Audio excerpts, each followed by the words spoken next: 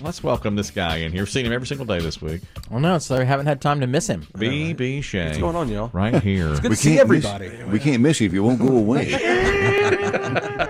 Man, it's good to have you back in here today. What a mainstay here. You've done yeoman work. You have. young man. We've done 31 shows this year, and we've only done 8 with the 4 of us. Someone together. called us the Brooklyn Nets of radio. Never play together. Right? A lot of talent there. They never play together. Never.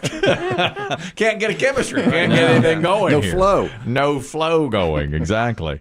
BB Shea's done wonderful work here this year. I've just been told, by the way, we all were just sitting here discussing our Two Guys Named Chris Comedy All-Star Show. We're going to play Tough Ass Trivia, all Super Bowl edition. Last day of it today. Poor Biggie missed the whole darn thing. I know. I was excited for it, too. And that Put Up or Shut Up yesterday with Super Bowl. Woo-hoo. I hate it. It was a good one. It was a good one. That great question about Kathy Lee Gifford. Yeah, I know. Yeah, you wouldn't tie greatness and Kathy Lee together, I'll but tell you. it was there. There's follow-up to it next year, so make sure you're listening next year in February. You're going to have a follow-up to that question. All right. Now, BB Shea, I've just been told that when we play Tough Ass Trivia today, Super Bowl Trivia, we not only have tickets, we have some concert tickets to see Rob Zombie, we have other tickets for our Two Guys Named Chris Comedy All-Star Show tonight. Yeah. I've just been given the information. Limited. Dave had them. There they are. Limited, just 2 pairs. Two pairs. So that's what we have, and hopefully you can get an answer right. Will there be a Super Bowl theme to your rap today? Is there any sort of theme? I think I mentioned it once. There's been a lot going on, man. It's a lot happening. A lot happening. You know, Phoenix, they were saying today, Phoenix is hosting the Super Bowl. They just got Kevin Garnett in a trade, and they're hosting the Waste Management Golf event this weekend. That's right. Year. That is this weekend. Yeah. That is such a huge thing. They have that stadium around the 16th green. Is that in Scottsdale, Arizona? Yep. Yeah. And so they've got a ton of stuff going on there this weekend. I read an interesting article yesterday about the Super Bowl. There's a man, I think it's George Toma. Chances are you've heard of him if you watch the NFL a lot. He's been the groundskeeper emeritus for every single Super Bowl. I think he's 90 now, so he has a supervisory role. But he has done the turf for just about every Super Bowl. Yeah. Grass or artificial turf. Yeah. He said for the very first game, it wasn't called the Super Bowl. It's called the World Championship or something. Yeah, the World Championship or something like that. Yeah. So he said to the league, they said, you've got a week to paint the field. He said, well, what's my budget? They said $500. So I think he had like 2 people work with him. And he said to Commissioner Rozelle, what do you want in the middle of the field? Yeah. He's like, I don't care. It's your field. So he drew a football with a crown on it. I remember. I've seen it. I've seen it in those. I remember that. How crazy is that? Well, I watched 30-minute vignettes. I wouldn't say that again out loud ever. He records them every year. Grass growing is more interesting.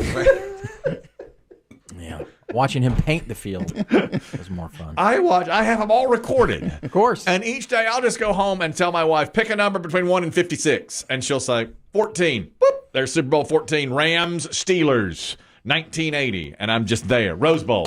Boom. There it is. And on these Super Bowl vignettes, when you see them, yes, I remember the football with the crown on top. Did they have the end zones with the teams? I can't remember what he put in the end zones. They did. I don't know if he put the teams in the end zones or not. I think he did. It's, if I'm remembering correctly, it's Packers Chiefs, and I think they had the Packers and the Chiefs. And he said that grass is obviously his favorite. Yeah.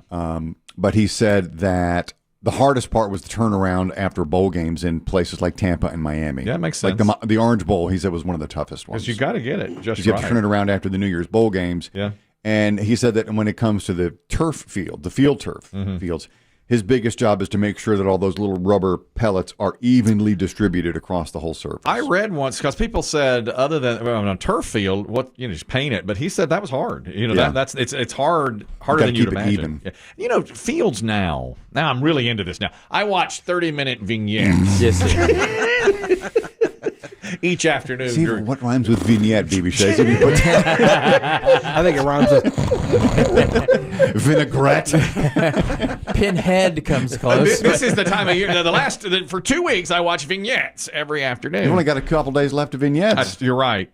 And it used to be fields, you'd watch them play the AFC NFC Championship game in Cleveland, and there'd be a baseball field in the middle of it, and there'd be almost no turf, and it was muddy and nasty. Now they do the field. The Broncos are my favorite team. They had a game this year. The last game of the season was meaningless. They weren't going to the playoffs. Whoever they were playing wasn't going to the playoffs. But players said that they didn't like the field. It had been weathered through the year. It's a natural grass field. And the owners there, who have bajillions of dollars, of course, paid, I want to say $400,000 for a new field for one game. Fresh grass. Fresh grass. That meant nothing.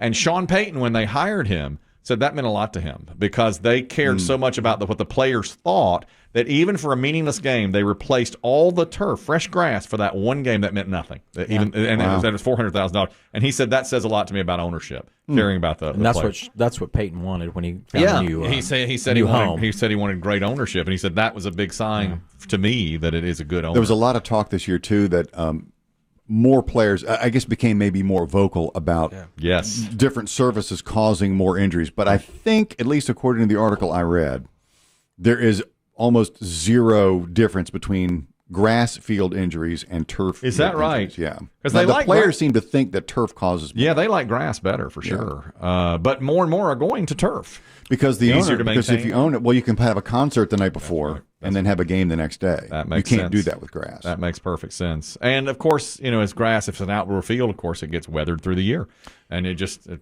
just looks nasty. It's always by the end. green.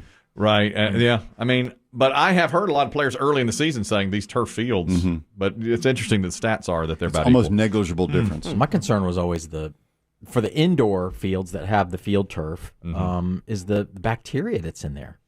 Oh, I know. From these Snot and spit. Well, there's no rain. That's right. And now maybe they wash it off. I don't know, or scrub it, or You'd think I don't they know what would. they do. But I mean, there's lots of spit and lots of snot. And I bet lots there's of some sort of spray they disinfect. Has to be. With. They has to be because there's blood. They get blood in there. Blood? Yeah, that's right. I don't know. Maybe they do, but you never hear about And it. is this the stadium where they truck in real grass?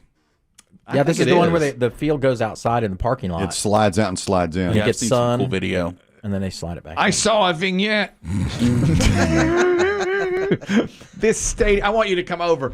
Dave. We're doing Super Bowl 16 Now, there's today. no kitchen, so bring food. I was going to say, can I have a Coke and a pack of naps? I'm doing Super Bowl 16 today down in New Orleans. This is the first time a wild card team won the Super Bowl. Raiders over Eagles, Super Bowl 16. Yeah, that's hard AstroTurf. That was AstroTurf. That's right. You ought to see that On one. cement. You ought to see That that is cement. one. The Upstart Raiders coming. Oh my gosh, I love it. A quick correction, real quick as well. I've gotten several calls. Kevin Durant was traded. Yes. What did I say? Garnett. Garnett. He's been out of the league for some years. All right. Fair enough. I said KG. All right, fine. It's KD. It's KD. That's fine. Yep. Kevin Durant, not Noted. Kevin Yes. Garnett. Apologies. Yeah, Kevin Apologies. Garnett's getting shaken awake right now.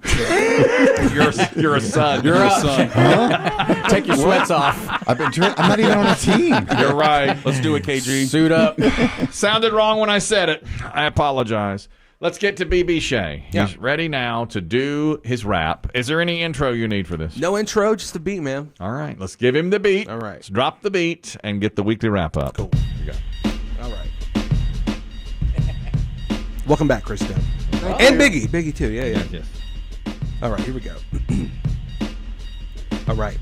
This year has been crazy and not how I signed up. Every single day it's a brand new lineup. Demm's got COVID and Biggie got sick, and Kelly's out of sorts and Dave's coming in at 6.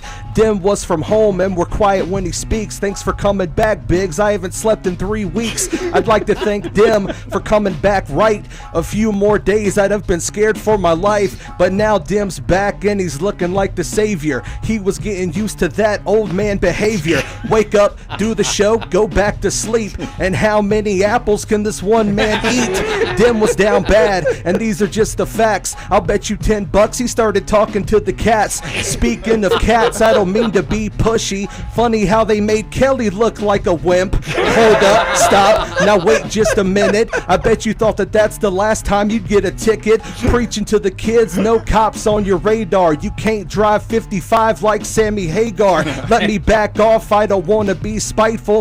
Now he's looking at me like my name is Fisher Paykel. The Super Bowl is here and we all need relief. And if you ask me, I think I'm going with the Chiefs. Is Kelly having a party? Don't make me laugh. He'll be at his hotel, asleep by the half. He doesn't even care. I think he's gone manic. Super Bowl Sunday and he's watching Titanic. I really hope you have a great time at the cinema. Hopefully you won't have to wait for some jicama. That's it for me. Don't cry and be salty. And if one of you gets sick next week, don't call me.